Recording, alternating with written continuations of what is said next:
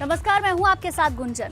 चैत्र नवरात्रि का आज पहला दिन है। आज सीएम योगी आदित्यनाथ बलरामपुर के देवीपाटन मंदिर पहुंचे, जहां उन्होंने आदिशक्ति की पूजा की। इस दौरान उन्होंने गायों को भी चारा खिलाया।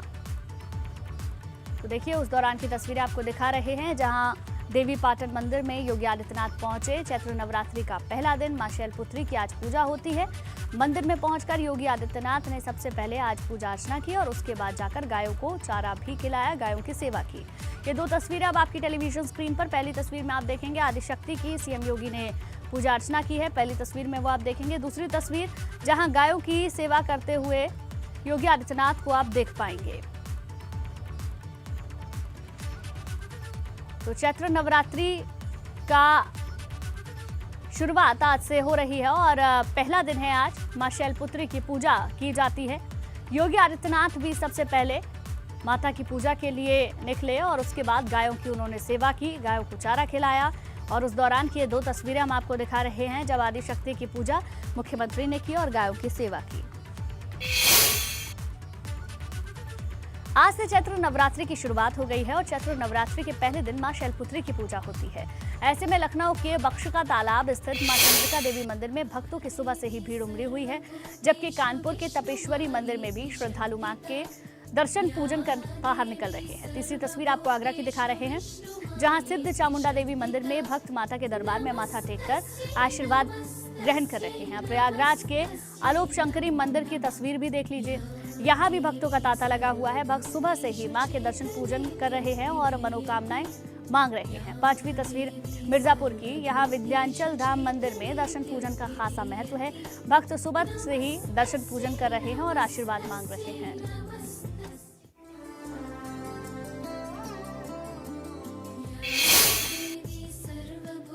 वहीं मिर्जापुर में भी सुबह से ही मां के दर्शन के लिए भक्तों की कतार है। श्रद्धालु दर्शन पूजन कर मां विंध्यवासिनी का आशीर्वाद ले रहे हैं। यहां का जायजा लिया हमारे सहयोगी नितेश पांडे ने। आज चैत्र नवरात्र का पहला दिन है और इस वक्त हम विंध्यवासिनी धाम में मौजूद हैं। मां विंध्यवासिनी का दरबार है ये और यहाँ पर भक्तों की भारी भीड़ आपको देखने को मिल रही है। आप देखिए, ये भक्त हाथों में नारियल चुनरी लेकर माता के दर्शन के लिए पहुंचे हुए हैं। भक्तों की भीड़ को यहाँ पर मेंटेन करने के लिए सुरक्षा का बड़ा घेरा है। आप देखिए, ये सुरक्षाकर्मी यहाँ पर भीड़ को मैनेज कर रहे हैं और आपको हम माता के जो यहाँ पर प्रतिमा है उनके दर्शन करा रहे हैं। आप देखिए, माता का ये स्वरूप, इस दर्शन के लिए पूरे देश से श्रद्धालु यहाँ आते हैं, माता के दर्शन करते हैं और मान्यता है कि माँ के दर्शन करने से सभी कष्टों से निवारण मिल जाता है। और आज के दिन अगर कोई भक्त माँ के दर्शन करे, उनका पूजन करे, उनको नारियल चुनरी आदि भेंट में चढ़ाए तो उसके कष्टों का निवारण हो जाता है। तो पुरोहित भी हमारे साथ मौजूद है, नाम जानेंगे? जी, पंडित कृष्णा कुमार पांडे। माता का ये स्वरूप कितना अद्भुत और किस तरह से, इसका कोई कल्पना नहीं हो सकता। यहाँ नवरात्र के प्रथम दिन ब्रह्मचारिणी माता के लिए, उनके दर्शन के लिए हजारों लाखों की संख्या में रात के 3 बजे से ही श्रृंगार के समय इतना ही भीड़ लग जाता है जिसकी कोई कल्पना ही नहीं की जा सकती। माता का जो श्रृंगार है उसके बारे में हम जानना चाहेंगे। कितनी बार श्रृंगार होता है और वो जो श्रृंगार होता है अद्भुत कैसा? जो यहाँ पे मतलब कि 4 बार टाइम होता है, 4 बार, और जो भी 4 प्रकार तो 4 बार मतलब माँ का श्रृंगार अलग अलग होता है, अलग अलग नज़ारा में देखा जाता है। यहाँ पे बहुत ही भव्य अद्भुत नज़ारा है। जो स्वरूप भी बदलती रहती है हर श्रृंगार? बिल्कुल जी, बिल्कुल। 4 बार में चारों प्रकार से स्वरूप बदलते रहते हैं। कैमरामैन विशेष के साथ नीतीश कुमार पांडे, एबीपी गंगा, जिंदगी। और नीतीश पांडे हमारे सहयोगी ज्यादा जानकारी के साथ खुद हमारे साथ लाइव जुड़ गए हैं। नीतीश, इस वक्त आप कहां पर मौजूद हैं, कौन से मंदिर में मौजूद हैं और किस तरीके से मां शैलपुत्री की आज पूजा की जा रही है? विंध्य धाम के विंध्याचल मंदिर में मौजूद हूं और आप देखिए तस्वीरें, आपको ये तस्वीर दिखाई देगी। देखिए भक्तों की कतार किस तरह से लगातार मंदिर की ओर जाती हुई, और जो सुरक्षा के इंतजाम है उन्हें भी हम आपको दिखा देते हैं। देखिए, जो भक्त आ रहे हैं उनके लिए खास तौर पे ये पंखे यहाँ पर व्यवस्थित किए गए हैं ताकि किसी को गर्मी ना लगे। इसके अलावा जो लोग यहाँ पर आ रहे हैं वो सुरक्षित अंदर जाए, लिहाजा जांच के लिए ये मशीनें लगाई गई हैं और जो सुरक्षा कर्मी हैं वो बाहर तैनात किए गए हैं। कतार आप देखिए, कतार कहीं से भी थमती हुई नजर नहीं आ रही है। देखिए ये भक्त जो हैं वो कतारबद्ध होकर यहाँ पर पहुँच रहे हैं। दूसरी ओर आपको यहाँ की सजी हुई दुकानों का भी दृश्य दिखा दें। यहाँ पर जो चुनरी और इसके साथ नारियल माला की जो दुकानें हैं वो खास तौर पर सजी हुई हैं। तो 9 दिनों तक, हालांकि पूरे साल यहाँ भक्तों की भारी भीड़ होती है, लेकिन 9 दिनों तक विंध्य धाम में मेला कहा जाता है कि विंध्याचल धाम में मेला लगता है और इस मेले में पूरे देश से श्रद्धालु आते हैं और माता से आशीर्वाद प्राप्त करते हैं। देखिए खचाखच भरी हुई ये भीड़ और बैरिकेडिंग के किनारे किनारे लोग यहाँ पर मंदिर की ओर जाते हुए धीरे धीरे, तो हाथों में नारियल फूल, मन में कितनी आस्था और श्रद्धा। माई का असरा तो बहुत है, गनन को असरा माए हुए हैं, माई के तो बहुत कुछ दिए हुए हैं, इसीलिए तो माई का असरा माए हुए हैं। कहते हैं कि साल में पूरे साल इस दिन का इंतजार रहता है भक्तों को, तो मन में कौन सी कामना लेके पहुंचते हैं? कुछ और भी भक्त हैं, उनके भी बातचीत करेंगे, लेकिन तस्वीरें आपको दिखाते रह रहे हैं। आप देखिए ये तस्वीरें लगातार, और कहीं भी आपको भीड़ थमती हुई नजर नहीं आएगी। ये भीड़ ज़्यादा से ज़्यादा और ज़्यादा होती हुई आपको दिखाई देगी। कुछ और भी लोग हैं, मोबाइल पर आप तस्वीरें भी ले रहे हैं। तो कितनी आस्था और कितना आकर्षण। बहुत आस्था, अगाध आस्था है, बहुत आस्था है। हम तो जीवन से, मतलब मेरा गाँव पास पड़ता है, बहुत दिन से यहाँ रह रहे हैं, बहुत मतलब हर उसमें दर्शन करने आते हैं। विंध्य कॉरिडोर के निर्माण की भी बात हो रही है, तो क्या लग रहा है विंध्य कॉरिडोर जब बहुत बढ़िया काम किया है, योगी मोदी ने बहुत बढ़िया काम किया है, बहुत अतुल्य, बहुत सराहनीय काम किया है योगी जी। बात श्रद्धा की कर लेते हैं, यहाँ पर आते हैं तो मन में क्या भाव होता है? बहुत, मतलब कि आत्मा विभोर हो जाती है। महिलाएं भी यहाँ पर मौजूद है और आप देखिए यहाँ पे प्रसाद घर से बना घर से प्रसाद बना के लाए हैं। कहते हैं पूरे पूर्वांचल उत्तर प्रदेश के सभी भक्त आज के दिन, पहले दिन यहाँ पर किसी भी तरह से माता के दर्शन के लिए आते रहते हैं। उसके पीछे का अच्छा लगता है, शक्तिपीठ है माँ की, माँ की दरबार है, आत्मा को शांति मिलती है, भावना से आते हैं दर्शन के लिए। आपको एक और तस्वीर दिखाना चाहेंगे। देखिए महिलाएं अपने छोटे छोटे बच्चों को लेकर यहाँ पर आ रही है। गर्मी ज़्यादा है, प्रशासन ने इंतजाम तो किए हैं, लेकिन जो भक्त हैं वो कतारबद्ध होकर अपने बच्चों को गोद में लेकर यहाँ पर पहुँच रहे हैं। और ये आपको एक और चीज़ बता दें कि विंध्य धाम में आज के दिन, नवरात्रि के प्रथम दिन, मुंडन की परंपरा है। कहा जाता है कि यहाँ पर मुंडन कराए जाते हैं और जो लोग अपनी मन्नत मांगते हैं उनको यहाँ पर मुंडन कराकर मुंडन के संस्कार कराए जाते हैं। तो आप देखें यहाँ पर जो भक्त हैं वो पहुँचे हुए हैं और भक्तों की जो आस्था है वो माता के दरबार में खास तौर पर दिखाई दे रही है। तो हर ओर आपको भीड़ ही भीड़ दिखाई देगी और ये भीड़ कहीं ना कहीं जो भक्ति का समंदर है उसको प्रदर्शित करते हुए दिखाई देगी। तो हर ओर भक्त और भक्ति, और इसके साथ इस भक्ति में डूबकर लोग माता के जयकारे लगाते हुए दिखाई दे रहे हैं। तो कुछ और भी तस्वीरें हम आपको दिखा रहे हैं। आप देखिए यहाँ पर ये श्रद्धालु, आप देखिए ये श्रद्धालु यहाँ पर पहुँचे हुए हैं और इनसे भी बात करने का प्रयास हम लोग करते हैं। तो आप लोग यहाँ पर दर्शन करने के लिए आए? हाँ जी, हाँ बताइए। वृंदावन से यहाँ पे दर्शन कितनी तैयारी रहती है आज के दिन, नवरात्रि के प्रथम दिन दर्शन? नवरात्रि के प्रथम दिन हम सब लोग काफ़ी टाइम से इंतज़ार करते हैं, 9 दिन का, 9 दिन का, इससे आगे हम नवरात्रि में पूरे 9 दिन देवी माँ को मना सकें, उनकी पूजा अर्चना कर सकें। और इन दोनों दिनों को काफ़ी पवित्र और शुद्ध माना जाता है। तो मैं तो यही कहूँगी कि हाँ, 9 दिनों को पवित्रता से पूरे 9 दिन अच्छे से मनाने चाहिए और शुद्धता से पूजा करनी चाहिए। इंतजाम कैसे?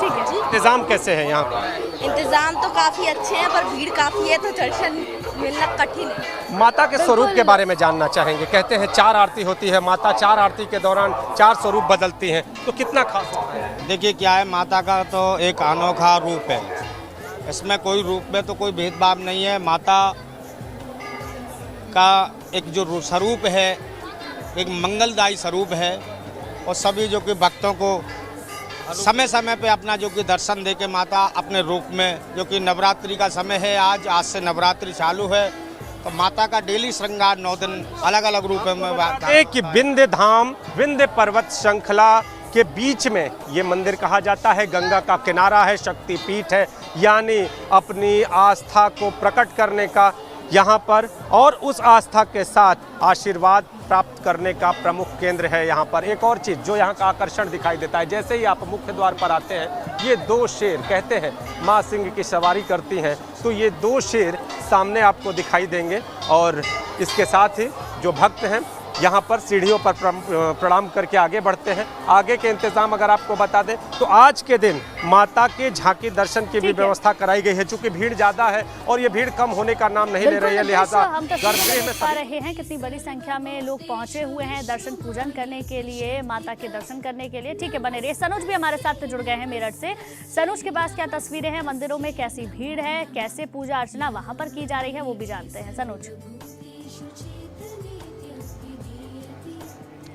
देखिए, सुबह से ही मंदिरों में आस्था का सैलाब उमड़ा हुआ है। चूंकि आज से चैत्र नवरात्र प्रारंभ हो गए हैं और पहले दिन मां शैलपुत्री की पूजा अर्चना की जाती है, उसके लिए मंदिरों में आस्था का सैलाब उमड़ा हुआ है। मैं इस वक्त मौजूद हूं मेरठ के गोल देवी मंदिर में और आप देखिए कि सुबह से यहां पर जो श्रद्धालु हैं उनकी कतारें लगी हुई है। इस गोल मंदिर के बारे में मैं थोड़ा सा आपको बताना चाहूंगा कि देखिए, गोल मंदिर ही एक ऐसा मंदिर है कि जहां पर कल्प वृक्ष है, और कल्प वृक्ष वो है कि जब आपको ध्यान हो कि जब एक बार समुद्र मंथन हुआ था तो समुद्र मंथन में जो 14 रत्न निकले थे उनमें से एक कल्प वृक्ष भी निकला था, और वो कल्प वृक्ष इसी मंदिर में मौजूद है। इसलिए मंदिर की जो मान्यता है वो दूर दूर तक है। सुबह से ही मंदिर में आस्था का जो सैलाब है वो बढ़ना शुरू हो जाता है। 9 दिनों तक मां के 9 स्वरूपों की पूजा अर्चना होगी और इसी तरीके से आप देखिए कि श्रद्धालुओं का आना जाना यहाँ पर जारी है।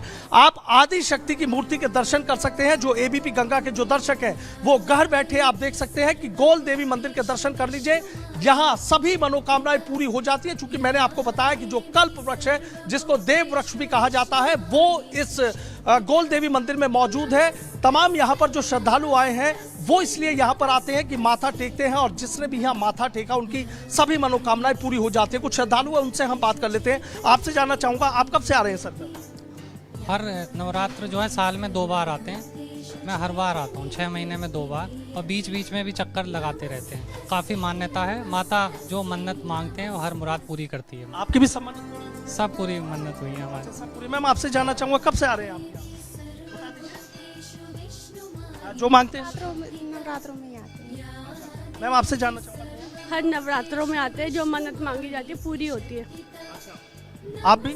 हाँ जी, हर नवरात्रों में आते हैं, जो भी मांगते हैं हर मन्नत पूरी होती है। अच्छा, हर मन्नत पूरी होती है। कुछ और श्रद्धालु हैं, उनसे भी हम बात कर लेते हैं। सर देखिए, गोल देवी मंदिर की मान्यता दूर दूर तक, कल्प वृक्ष यहाँ पर मौजूद है जो बिरला ही कहते हैं कि कहीं मिलता है। तो आप भी इस मंदिर में आते हैं, वाकई इतनी मान्यता है कि जो मांगते हैं खाली झोलियाँ भर जाती है? यहाँ जो भी मांगता है आदमी, इंसान, वो सब पूरी मन्नतें होती है। और कोरोना काल के कारण 2 साल से बंद थे, कोई श्रद्धालु नहीं आ पा रहे थे, लेकिन आप देख सकते हैं कितनी भीड़ उमड़ रही है और ये धीरे धीरे बढ़ती जाएगी।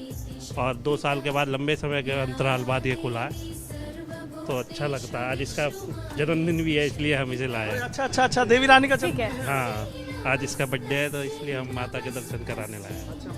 तो देखिए, आपकी भाई बच्चों का आज इनके जन्मदिन है, यहाँ माता के दर पर माथा टेकने के लिए आए हैं। बच्चे के मन्नत और उसकी खुशियों के लिए, उसकी कामयाबी के लिए यहाँ मन्नत मांगने आए। एक बार फिर मैं दिखा देता हूँ कि देखिए, गोल देवी माता के जो मंदिर है यहाँ पर आप दर्शन कर लीजिए, आपकी सारी मनोकामनाएं पूरी हो जाएंगी। जो एबीपी गंगा के दर्शक हैं वो मेरठ की गोल देवी मंदिर बड़ी दूर तक मान्यता है। देश के कोने कोने से श्रद्धालु यहाँ पर आते हैं, माथा टेकते हैं और यहाँ कल्प वृक्ष के भी दर्शन करके जाते हैं। सभी मनोकामना यहाँ पर पूरी होती है। और देखिए, खाली गोल मंदिर की ही बात नहीं है, शहर के जो तमाम मंदिर है, चाहे उसमें सिद्धपीठ, काली माता, श्रद्धालुओं से भी बातचीत की, कितना उत्साह है, कितनी श्रद्धा है, वो भी हमने देखा। ठीक है सनोज और नितिश, बहुत बहुत शुक्रिया आपका हमारे साथ जुड़ने के लिए। गाजियाबाद में एसएसपी को सस्पेंड करने के बाद मेरठ रेंज के आईजी प्रवीण कुमार को कमान सौंपी गई है, जिसके बाद उन्होंने जिले के इंदिरापुरम समेत कई थानों का निरीक्षण किया और अफसरों को सख्त निर्देश दिए। उनसे खास बातचीत की एबीपी गंगा संवाददाता शक्ति सिंह ने। बाद में आईजी प्रवीण कुमार पहुंचे हैं निरीक्षण करने, कई थानों का निरीक्षण किया, क्या मिला, क्या कमियां मिली, बात करते हैं। सर, थानों का निरीक्षण कर रहे हैं, कुछ कमियां, क्या कमियां मिली? देखिए, निरीक्षणों का उद्देश्य होता है कि जो आपकी कार्य क्षमता है उसमें कैसे और वृद्धि हो सके, कैसे कैसे लोग काम कर रहे हैं, जो हमारा मैन पावर ऑडिट है उसको देखा जाए और उसमें हम कैसे इसमें और बेहतर परिणाम दे सकते हैं। वो विजन उसमें यही रहता है। हमारे जितने क्राइम हुए हैं उसमें से कितने वर्कआउट हुए, कितने वर्कआउट नहीं हुए, जो वर्कआउट नहीं हुए उनमें क्या कार्य योजना है उसका रिव्यू, और प्लस जो हो गए हैं उनमें हम और स्टर्न एक्शन इन क्रिमिनल्स के खिलाफ, जैसा कि शासन की मंशा है 0 टॉलरेंस पॉलिसी की, इन सारे अपराधियों के विरुद्ध पे और कठोरतम कार्रवाई सुनिश्चित की जाए। उसी के परिप्रेक्ष्य में इसका उद्देश्य होता है, जो कि शासन की नीति भी है और उसी परिप्रेक्ष्य में हम लोग कर रहे हैं। अब आप गाजियाबाद की कमान अभी फिलहाल में संभाल रहे हैं और आईजी भी हैं जोन के, तो सर अगर इंदिरापुरम की बात की जाए तो इंदिरापुरम में महिलाएं बिल्कुल भी सुरक्षित नहीं है, घर से बाहर निकलती हैं तो चैन स्नैचिंग हो जाती है, ऐसी तमाम घटनाएं आ रही हैं। देखिए, ये इतना हाइपरबोलिक वे में बोलने की आवश्यकता नहीं है। हाँ, हर घटना को हमने इसमें बहुत संजीदगी के साथ लिया हुआ है। कुछ घटनाएं निश्चित तौर पर अभी अनवर्कड आउट हैं, जिनको कि हम लोग इसीलिए इस थाने का चिन्हित करके यहाँ पर बैठे हुए हैं कि कार्य योजना पूरी बना करके इसको वर्कआउट कराया जाए। कुछ अच्छे वर्कआउट्स बहुत कम समय में हुए हैं, वो भी कार्रवाई सुनिश्चित की गई है।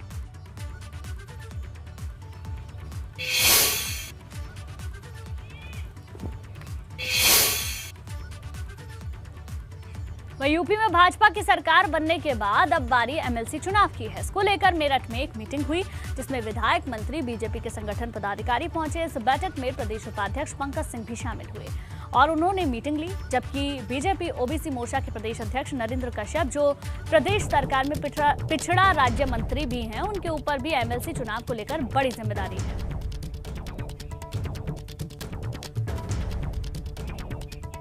लेकिन उससे पहले एक बड़ी जानकारी आपको दे दें। 5 साल में 20,000 करोड़ से ज्यादा की सरकारी खरीद का ये एक मामला सामने आया है, जहां पिछले साल की तुलना में 143% ज्यादा खरीद हुई है। बड़ी खबर आपको बता दें, 60% खरीदारी प्रदेश की एमएसएमई से हुई है। पिछले साल की तुलना में 143% ज्यादा ऐसे बताया जा रहा है। तो ये बड़ी जानकारी आपको दे दें। लखनऊ से खबर, जहां यूपी ने सरकारी खरीद में बड़ा रिकॉर्ड बनाया है। जेम पोर्टल से सरकारी खरीद में देश में पहले पायदान पर उत्तर प्रदेश पहुंच चुका है। 5 साल में 20,000 करोड़ से ज्यादा की सरकारी खरीद हुई है। ये बड़ी जानकारी आपको दे दें। पिछले साल की तुलना में अगर देखें तो 143% ये ज्यादा है। 60% खरीदारी प्रदेश की एमएसएमई से हुई है। ये बड़ी जानकारी आपको दे रहे हैं। यूपी में सरकारी खरीद में रिकॉर्ड बना है। जेम पोर्टल से सरकारी खरीद में देश में पहले पायदान पर उत्तर प्रदेश है।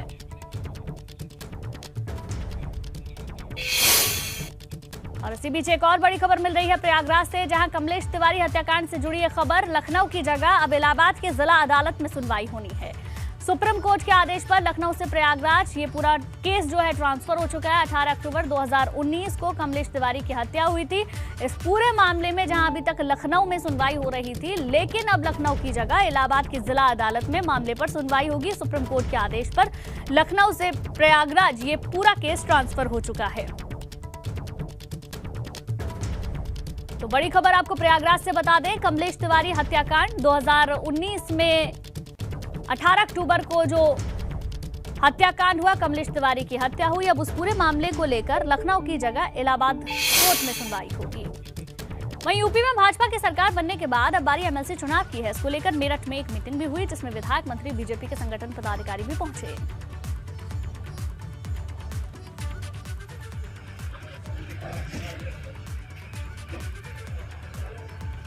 तो आपको बता दें, मेरठ विधानसभा परिषद की सीट पर 4 जिले आते हैं और 9 अप्रैल को इसके लिए चुनाव है, लिहाजा जीत की बड़ी जिम्मेदारी भी है।